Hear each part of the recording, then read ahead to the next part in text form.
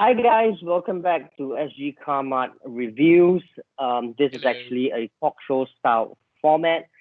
We're doing this because it's all due to the circuit breaker and we're unable to do any more new car review videos. But fret not, we are here to answer all your questions and all the topics that you guys want us to cover. And today is one of the highly requested topics that you guys have asked for. It's about the top 5 new cars for first time driver or buyer. We're going to cover this quite comprehensively or as comprehensively as possible, and we'll cover a variety of budgets and demographics. Mr. Talib, what do you think?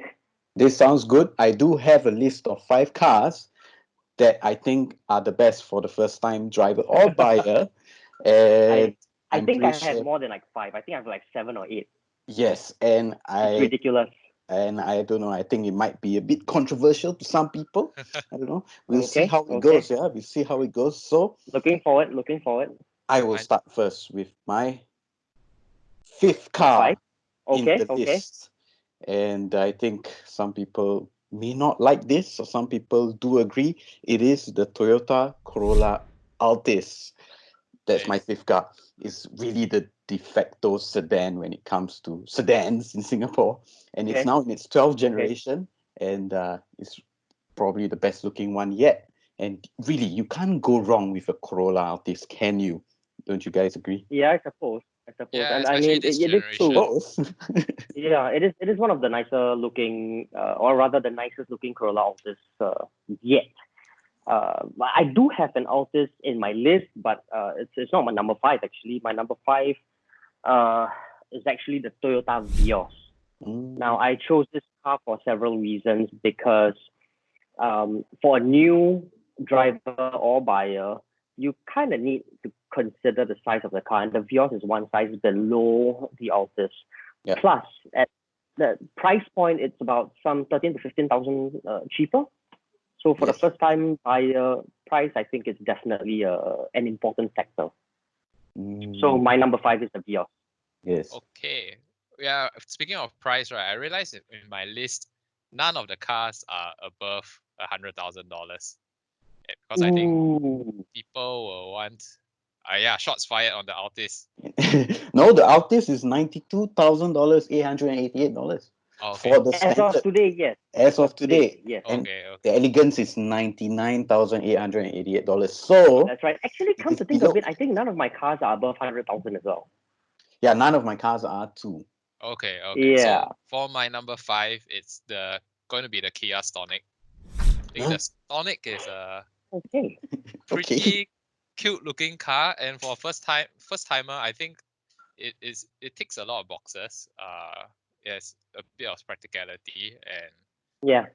it's cheap on road tax, and it's good looking. I think it's my number five. Yeah. And how? Quirky. I think quirky. Not really good, but quirky. Yeah, quirky in the yellow. I guess it works. Yeah. Is it cheap also? I think it's what 90,000. 82. Oh, 82,999. okay, okay. Yeah, way Right. The best cheaper part of than the all is, I think, Altis. yeah, I think the best part of all is it being a 1 liter 3 cylinder just makes it that much easier and cheaper to maintain as well. Yeah. Shall we continue straight to number 4 now? Yeah, yeah, yeah. Okay. So the fourth in my list is a Korean car, and it is the Okay. Kia Cerato. And well, it's again another sedan, and I think it's also a very good looking sedan. It's very similar to the Avante actually from Hyundai, same power figures, and in fact, I think the Same base engine. model, it's a bit different to a certain Oh, okay. extent. I think the boot is smaller in the Avante, I think, but the base model Avante is also slightly cheaper than the Kia Trato, but I think it's also a very good looking sedan, and it is a very practical one too. And if you get the GT line, also the higher Yeah. spec version, you get ventilated seats. I think Cool. Nice. that's Nice. so that Nice. is I that like is that. very I like that that very is much. very important. But the GT line is $93,000, whereas Oh, yeah. The L trim is only $80,000. So Wow, good stuff. ventilated Okay. seats for a starter car. That's a very high bar to set. Yes, Yeah, that's man. Yeah. Tell me about it. Tell me about it. Okay. Nice. That's nice. That's nice. Well, okay. My number 4 is also a Korean car. Unfortunately, it's not a Kia. Fortunately, it's actually a Hyundai. My choice is the Hyundai i30 hatchback. Oh, Now, that's for a good. 1.4 turbocharged engine, it's currently going for about 91,000. It pumps out some 128 brake horsepower via a 7-speed DCT gearbox. So it's very well spec'd for that price. And I think when it comes to looks, it's very individual, but I kind of like how it looks. Mhm. And it drives very well. So if you were to ask me, I think that deserves a spot in the number 4. Yeah, I have the i30 hatchback on my list as well. But it's Wow. number 4. Yeah. Okay. So you guys Yeah. will go for the hatchback, not the station wagon, Wagon? SW? No, I will actually go for the hatchback again because I think size matters for first-time buyers or even first-time drivers. So you kind of need to build confidence before you start delving into the whole SUV station wagon sort of thing. Yeah, agree. Yeah. Okay, my number 4, which is quite similar to the Stonic, is the Seat Arona. Oh, Yeah, they are very near to each other in terms of price. They are about $83,000-$84,000. But for the Seat Arona, it has a lot of features for the money that you pay, including Apple Okay. CarPlay, Android Yeah. Auto, and park assist. Or how many cars get park assist at this price point? And I in guess. terms You of got a good point. practicality, I like it as well. Again, it's a 1 liter turbocharged engine, so road tax Okay. will be quite cheap. And yeah, this is my number 4, the Seat Arona. And I think Nice. this is the first Continental car that's been mentioned. It is, yes. I also have a Seat Arona also in my list. Ah, But okay. I'm not going to tell you where it stands. So you guys Okay. have to sit tight and find out.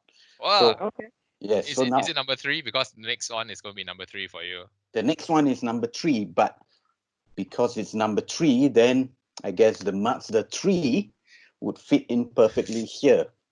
Yeah, a bit Nice. cheesy. A bit Nice. cheesy, I know. Nicely done.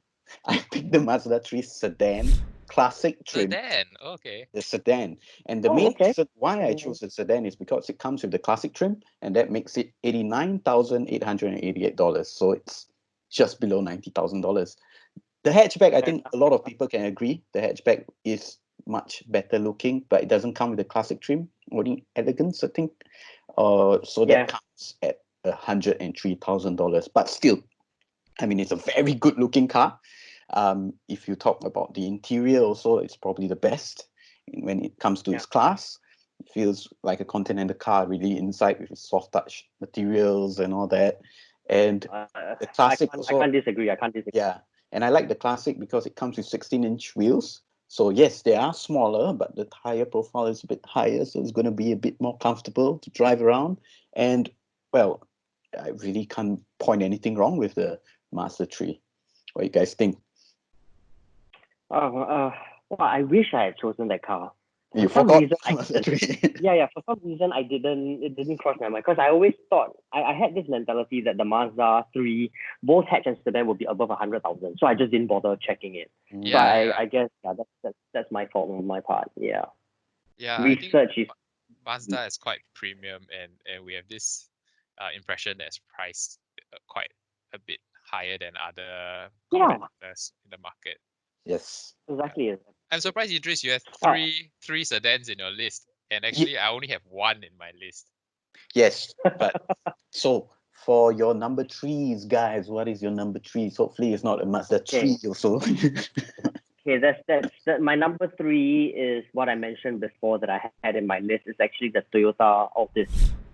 Now, why is it not a number 4 and number 5? Why does it deserve to be a number 3? Is because I think you're getting a lot of car for the money that you're paying for. So the 1.6 liter standard is 92,888 as of today. The 1.6 Elegance will be 99,888 as Idris mentioned before. And you're getting a lot of car because it looks nice, very reliable. The aircon is godlike. It drives very well. It's very comfortable. It's a very perfect size if you were to ask me. I mean, if you guys find that the Vios is too small for your liking, can't really fit the pram, or sorry, I mean the baby seat or your parents behind and so forth, then the Altis will be right up your alley. Good choice. Yeah. Good choice. You're a practical man, Julian, choosing a Toyota. Hopefully, John is practical in his choice. Yes, yes. Yeah, I Let think us my hear your- number 3 choice would be practical. It's the only sedan on my list actually, Oh, and it is the Honda Civic.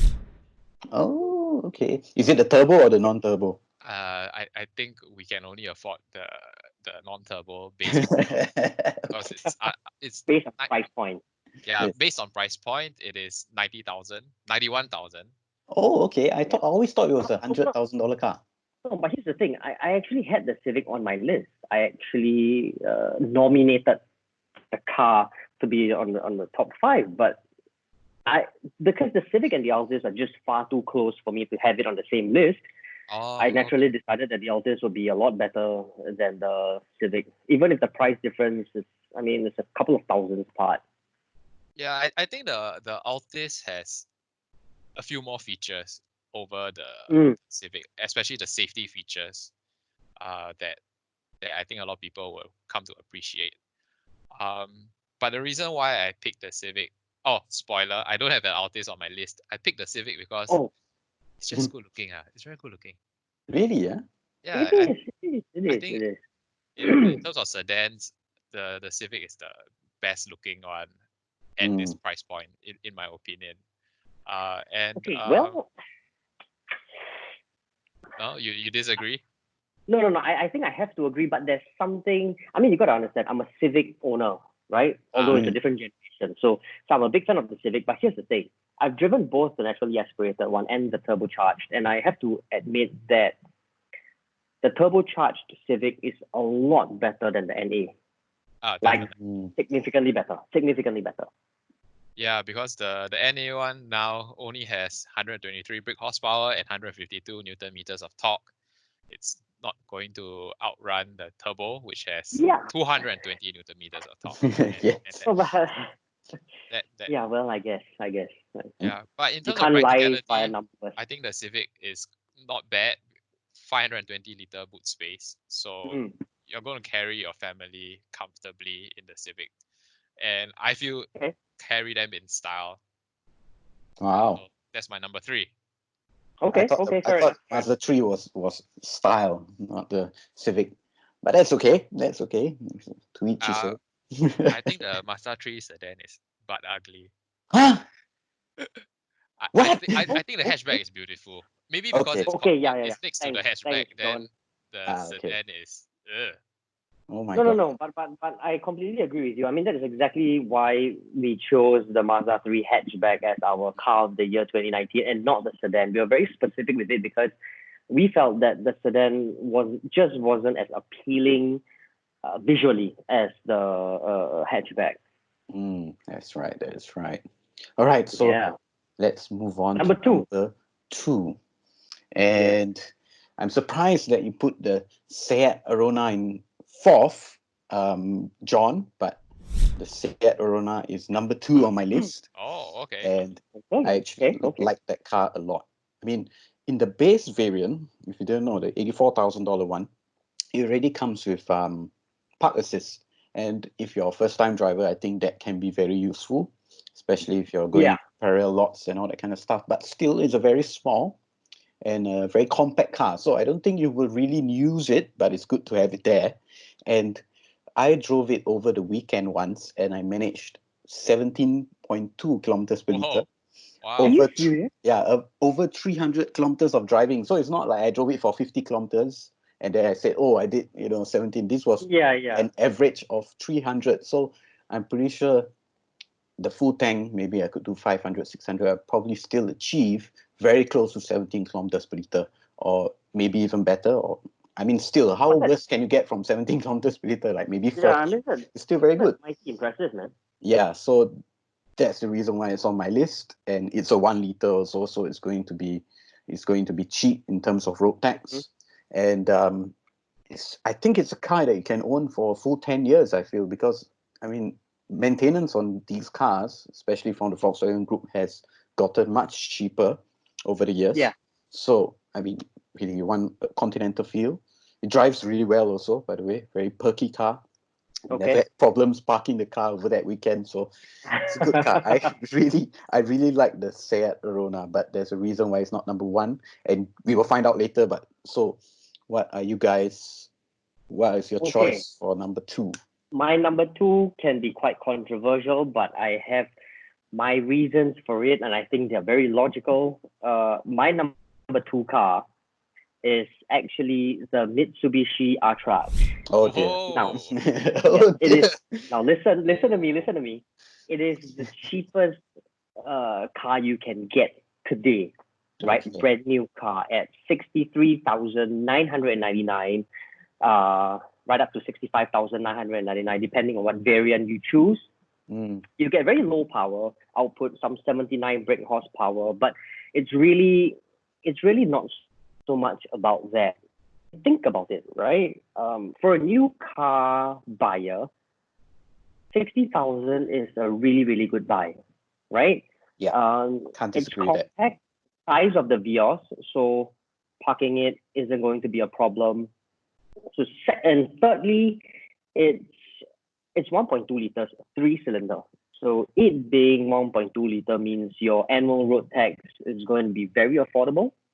Your fuel consumption is also going to be really good. I can't remember what we achieved before because it has been a while since I drove the Artrage. But on paper, you're getting 20.4 kilometers per liter. Now, you know how they always like to exaggerate the fuel consumption, right? So we bring it down a little bit. Let's just say you get 16 kilometers per liter. That's still impressive. And for a first-time buyer or first-time driver, you kind of want to, your priority is to get from point A to point B in a fast, free manner. And I can be quite confident to say that the Mitsubishi Artrage will do a really good job. Okay, well, yeah, I don't know. I just the Artrage to me, at first I liked the idea of the Artrage, but when I actually drove it, I think the noise, vibration, and harshness levels are a bit higher than what I expected.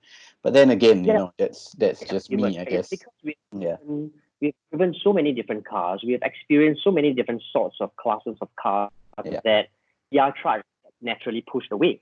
Now, that's a very unfair way of thinking when it comes to first-time buyers. I think they should consider the Artrage because the priorities will be different from ours because they probably haven't tried 400 cars before the Artrage. Yeah. So go out there, have a test drive, go have a feel. And I think most importantly of all, even though the Artrage wouldn't be the best in its class, it is definitely one of the most affordable. And for a first-time buyer, that's key. Yeah. And the price, I think the price is a big win, really. So I think you can forgive everything else. Yeah. What about you, John? Well, speaking of affordable, my number two car is quite near the Artrage in terms of price. And I'm surprised nobody mentioned this car yet, and that's the Honda Jazz. Yes. So the base model is a 1.3 liter engine. It goes for 69,999, and then there's a 1.5 liter, the top of the line model. It goes for 89,999. But why I like the Jazz is because of its maneuverability and actually the visibility. I think for some reason the way it's designed, right, visibility is great around the car. And because of the shape of the car, although the boot capacity is only 363 liters, I think that the boxy shape of the Jazz just makes it a little more practical than some sedans with more liters of space in the boot. Fair enough. Yeah, and for entry level car, it's I feel that it's a good car. I've sat in 2 or 3 of them, and I can't complain about the ride. I mean, it's not super luxurious, but it can be a good family car. And if you are someone who likes to add stuff to your car, the Honda Jazz is one of those cars that has a very active, modification culture around it. Yeah, and actually, that's a Yes. that's a very good point. They do have a very good modification culture, I must say. Yes. Well, and that's the reason why I have it in number one. Wow, really? Yeah, I don't know why you don't have it in number one, John, because Hey, dude, you're a loser, man. why? Why? No, Why is really, that I even- think you can't go wrong with the Honda Jazz, can you? I think a lot of people have chosen the Honda Jazz because it's an incredibly practical car, and if Yeah, you're I can't starting- deny it. I can't deny it. I can't deny it. yes, if you're a young It- family, you need to move stuff around and all that kind of stuff. Really, the Honda Jazz does it so well, and at Okay. $69,000 is what? It's a few $1,000s more than the Attrage, It and looks a lot better. it looks a lot better. It's even It more probably practical. drives a lot better as well. It is, yeah. And Yeah. well, it's a Honda really, so you can't go wrong with that. And I love the fact about the magic seats at the back where you can fold it upwards and you can use the whole rear and all that kind of stuff. Yeah. So it Yeah, is. but I think I love the fact that I love the fact that you can modify it and it'll still run well. Yeah. Yeah. You can modify it and make it look yours, but for the Attrage, it's very hard to. You look like a loser if you modify your Attrage, but you don't look like a loser if you modify your Jazz. Yeah, I mean, modification to me is a bit something I don't really enjoy doing, except for Yeah. although my car has some modifications to it, but it's very hidden. Mr. Talib, you are a loser. Oh, is it? Okay, so Yeah. what is your number one then? I'm pretty sure it's Okay. a Skoda or something. In all honesty, I cannot disagree with you or both of you rather. I think the Honda Jazz is a great car. It costs it's a very reasonable at a very reasonable cost. You get a lot of car for it. Yes. And it's a very reliable brand. It's a very reliable car. But for my number one, Oh, can I guess? Can I kind of guess? price a little higher. Yeah, Okay. I'm gonna guess it's a Skoda Octavia. I'm going to guess it's the Golf. The Golf comfort line. Okay. The Golf was on my list, but then I told myself, you know what, it's far too expensive. Hence, the Skoda Octavia should be on my number one. Wow. I got Okay. it right. Yes. Yeah, I knew it. Yes. I knew it. Think about it, right? Think about it.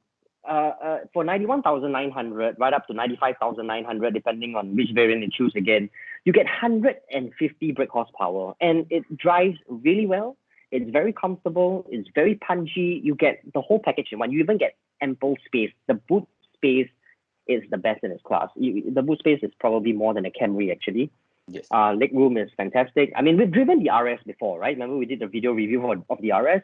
Yes. It's just fantastic. But okay, the RS aside, I mean, we're just talking about a regular Octavia Ambition line. I think it's the one to go for sure.